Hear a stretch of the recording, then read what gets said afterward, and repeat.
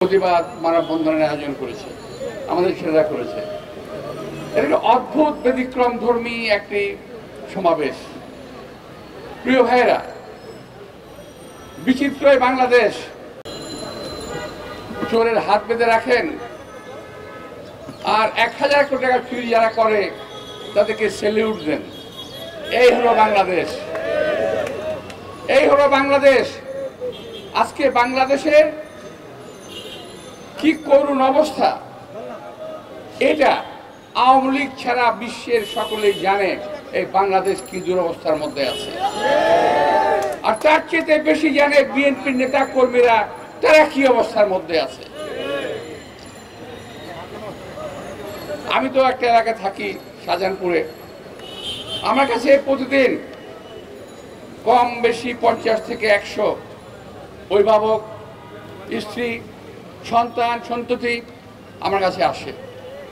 কেউ বলে আমার বাবা জেলে, কেউ বলে আমার সন্তান জেলে, কেউ বলে আমার স্বামী জেলে, কেউ বলে আমার ভাই জেলে। কতজনের জন্য কথা বলবো, কতজনের জন্য সান্ত্বনা দেব? যদি আমি বন্ধুদের লিস্ট একটা করতে বলি নাই, আমার মনে থাকবে না এত নাম। আমাদের অনেক নেতা এখন স্বেচ্ছায় কারাবরণ করেছে, আর আমাদের মতো বহু নেতা কিছুদিন আগে কারাগার থেকে মুক্তি পেয়েছে। ভাগ্যের কি নির্মম পরিহাস!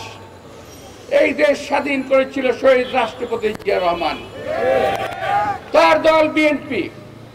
সেই বিএনপির নেত্রী, দেশ নেত্রী বেগম খালেদা জিয়া আজকে গণতন্ত্রের জন্য যুদ্ধ করতে করতে মৃত্যুর মিছিলে সামিল হয়েছে। এখন আল্লাহ জানে কদিন পর তার কি হয়। তাকে বিদেশে যেতে দেওয়া হচ্ছে না। আমরা কতবার বলেছি দেশ নেত্রী বেগম খালেদাকে মুক্তি দিয়ে অথবা চিকিৎসার জন্য বিদেশে পাঠান। ওনার অবস্থা বেশি ভালো না। ওনারা বলছেন আইন নাই। কেন আইন থাকবে না? কেন আইন কি মানুষের জন্য নাকি মানুষের আইনের জন্য মানুষ? রাশেদ খান মেননকে বিদেশে পাঠানো হয় নাই? আসম আব্দুর রহমানকে বিদেশে পাঠানো হয় নাই? শহীদ রাষ্ট্রপতি জিয়া রহমান, দেশ নেত্রী বেগম খালেদা জিয়া ওদেরকে বিদেশে পাঠিয়েছিলেন। আসম আব্দুর রহমানকে বন্দী অবস্থায় বিদেশে পাঠিয়েছিলেন, আর রাশেদ খান মেননকে পাঠিয়েছিলেন আজকে দেশ নেত্রী বেগম খালেদা জিয়া। প্রিয় ভাইরা, আজকে তারা বলছে দেশ নেত্রী বেগম খালেদা জিয়াকে বাইরে পাঠানো যাবে না, অর্থাৎ তাকে হত্যা করতে হবে এবং এমনভাবেই করতে হবে যাতে কেউ কিছু বলতে না পারে। আর আজকে বিএনপি নেতা কর্মীদের সম্পর্কে কি বলা হচ্ছে? ওই দিন কাদের সাহেব বলেছেন কোন রাজনৈতিক বন্দী জেলে নাই। কি সুন্দর কথা বললেন কাদের সাহেব, আমার খুব হাসি পায়। আর দেখো তো, আমার খুব হাসি পায়। কাদের সাহেব, আপনি যখন 111 জেলে ছিলেন, আপনি কি চোর হিসেবে গেছিলেন, রাজনীতি হিসেবে গেছিলেন? আমি জানতে চাই। 11 সময় আজকের প্রধানমন্ত্রী উনিও জেলে ছিলেন, উনি কি হিসেবে বন্দী হয়েছিলেন আমি জানতে চাই। কথা বলার সময় খেয়াল থাকে না, কথা বলেন রাজনৈতিক বন্দী জেলে নাই। আপনারা একটা করে মামলা দেবেন, গ্রেফতার করবেন, জেলে পাঠাবেন, আর বলবেন এটা হলো মামলার আসামি। আর কোন মামলার আসামি? রাজনৈতিক মামলার আসামি। যারা আপনাদের বিরুদ্ধে কথা বলে, আপনাদের কাজকর্মের বিরুদ্ধে কথা বলে। প্রিয় ভাইরা, এই গ্রেফতার করে পৃথিবীর কোন আন্দোলন, কোন স্বৈর শাসক থামাতে পেরেছে বলে আমার মনে হয় না, আমার জানা নাই। একদিন না একদিন এই স্বৈর শাসকের পতন ঘটবেই জনরোষের মুখে। এটাকে কেউ ঠেকিয়ে রাখতে পারবে না। আপনার নেতা কর্মী জেলে নাই, এরা কারা জেলে আছে ভাই? এই যে আজকে গরম, এই যে তাপদাহ, আমরা তো জেলে ছিলাম। কি গরমটা জেলের মধ্যে ভাই! তপ্ত মরুভূমি, বালির উপরে জেলখানা, অর্থাৎ সারা মরুভূমির উপরে জেলখানা। এখানে আজকে আমার নেতা কর্মীরা কি কষ্টটাই না করছে, তাদেরকে আমার এখন আর সহানুভূতি জানানো ছাড়া কিছুই করার নাই। এই মুহূর্তে আমরা আন্দোলন গড়ে তুলছি, আন্দোলন হবে। মুক্ত হবে দেশ।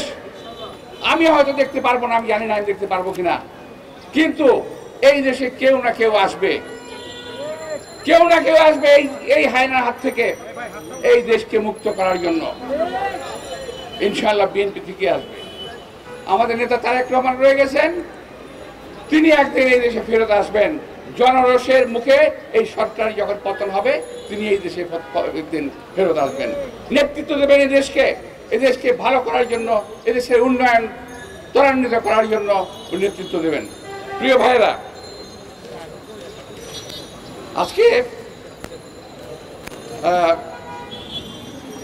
আজকে প্রধানমন্ত্রী বলেন খালেদা জিয়া দেশের সর্বনাশ করে গেছে, উনি নাকি ঠিকঠাক করতেছেন। ভাই কি ঠিক করতেছেন আমার জানা নাই। দেশে আজকে বাংলাদেশ ব্যাংকের দিকে নজর দেন, টাকা পয়সা নাই। কয়েকজন লোকের দিকে নজর দেন, পেট ফুলে ফেপে বড় হয়ে গেছে। হাজার হাজার লক্ষ কোটি কোটি টাকা বাংলাদেশের পাচার হয়ে গেছে। বাংলাদেশের মানুষের পেটে ভাত নাই। যারা 3 বেলা খেতেন তারা 2 বেলা খায়, আর যারা 2 বেলা খেতেন তারা 1 বেলা খায়, আর যারা 1 বেলা খেতেন তারা আধা পেটা খায়। এই আজকে দেশের অবস্থা। উনি দেশের উন্নয়ন করেছেন। এই উন্নয়ন চুরির উন্নয়ন দেশের মানুষ কখনো মেনে নেবে না। আর আরেকটা ফাঁদ, সর্বশেষ ফাঁদ পেতেছেন আমাদের আজকের সরকার। তারা বলছেন উপজেলা নির্বাচন, প্রতীকবিহীন উপজেলা নির্বাচন। ফাঁদ ফেলেছিলেন বিএনপি তো নির্বাচনে নেবেন, কিন্তু বিএনপি নির্বাচন প্রত্যাখ্যান করেছে। যেই নির্বাচনে জনগণ ভোট দিতে পারবে না, সেই নির্বাচনের প্রয়োজন বাংলাদেশে নাই। এখন একতন্ত্র কায়েম করতে পারেন, রাজতন্ত্র ঘোষণা দিতে পারেন, কিন্তু নির্বাচনের কথা আপনাদের মুখ দিয়ে মানায় না। 7ই জানুয়ারি কি ভোট দিতে গিয়েছিল লোকজন? এবারও যাবে না। আমার ছোট ভাই রিজভী কয়েকটা উদাহরণ দিলেন, সরিষাবাড়ি, কক্সবাজার, আরেকটা জানি কোন জায়গায়, বরিশাল। ওরা নাকি বলছে যে কেউ নির্বাচনে দাঁড়াতে পারবে না, আমার প্রার্থী দাঁড়াবে।